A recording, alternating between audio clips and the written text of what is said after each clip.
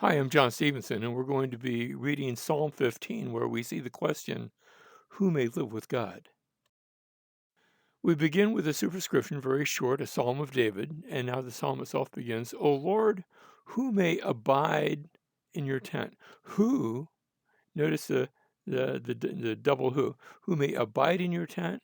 Who may dwell on your holy hill? So these two lines are in parallel. They're really, the question is two questions, but it's really the same question. It's asking it two different ways.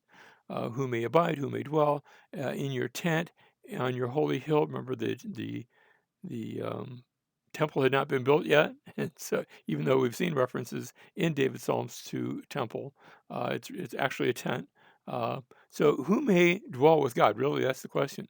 And now comes the answer, beginning in verse 2. He who walks with integrity and works righteousness and speaks the truth in his heart. Notice the way he walks, the way he works, the way he speaks. Now we're going to see those themes now expanded.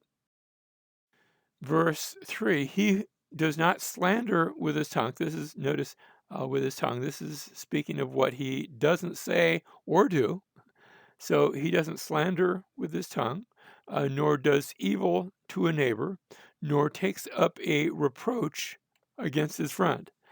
So notice what he says, what he doesn't say, what he doesn't do, what he doesn't take up. So what he doesn't say or do. And then verse 4, what he does say and do.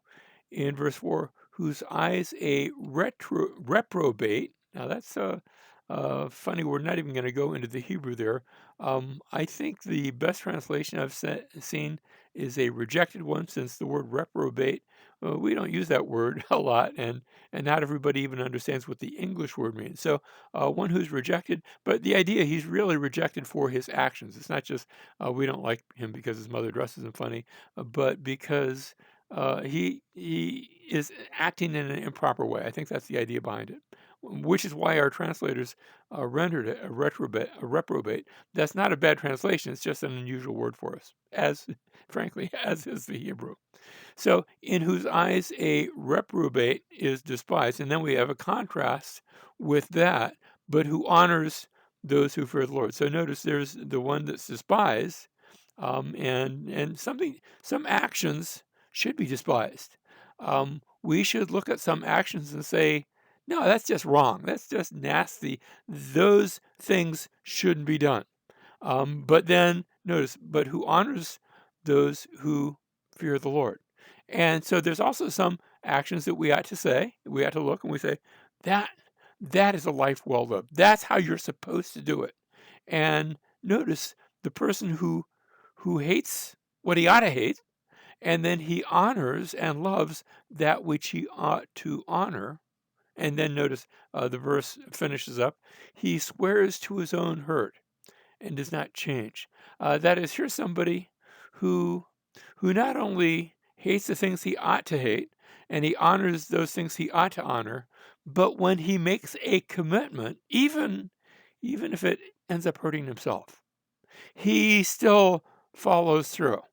Notice he swears, and he gave his word. He gave his oath.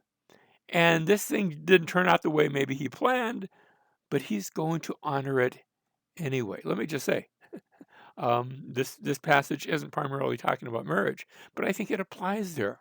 I think sometimes you enter into a marriage and then you find out, oh my goodness, this is a lot more problems than I ever considered. I think you're called to honor your oath. Men, women, if you're married, honor your oath. And this is what the godly person does. He swears sometimes to his own hurt. Now, I'm not saying marriage always hurts. And there are bumpy spots in, I'd say, almost any marriage. But in this case, he doesn't change just because it becomes difficult. He honors his word, he honors his oath.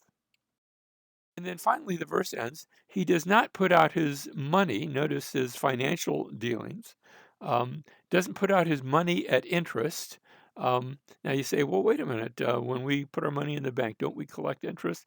Yes, but this was, and frankly, maybe we should be ready to loan money out in a more beneficial way to the people to whom we are lending money. So yes, we do that with the bank, and I'm not really speaking against banks, but remember that under the Old Testament law, you were not supposed to loan money out to interest, especially to your kin, that is, to God's people. You were supposed to help those in need, and perhaps we can be better at that.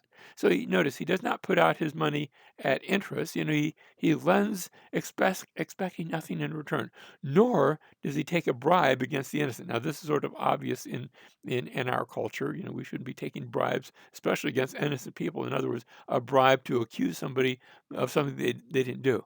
But both of those were financial issues, and both of those were things that were done that shouldn't be done. And here's the godly person who doesn't do those sorts of things. And then finally, we have the conclusion: he who does these things, and notice the doing thing. All of these attributes have been things that you do. You say, you do, how it affects your money. Um, he who does these things will never be shaken. Now, this brings us to a question: does this passage teach that we are saved by works? And let me just answer, yes, it does. We are saved by works. Can I say that? We are saved by works, but not by our own works. Because frankly, none of us have lived up to this. I'm not saying we can't. We don't. We don't live up to this.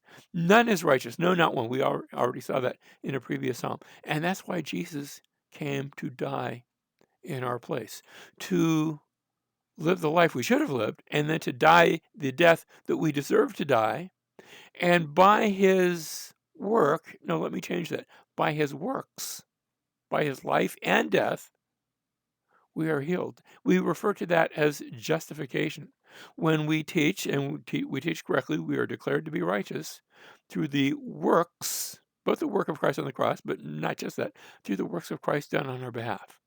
Through his working, we are declared to be righteous. But that's not all of our salvation. It doesn't end there. That's part of it, but that begins a process that we refer to as sanctification. And in sanctification, the word sanctified means that you are being made holy. And here God begins to produce his work, his righteousness in his people. If you're one of his people, then not only have you been declared righteous, but now God's Spirit is actively working in you to turn you into the very character of Jesus. And all of that is part of your salvation.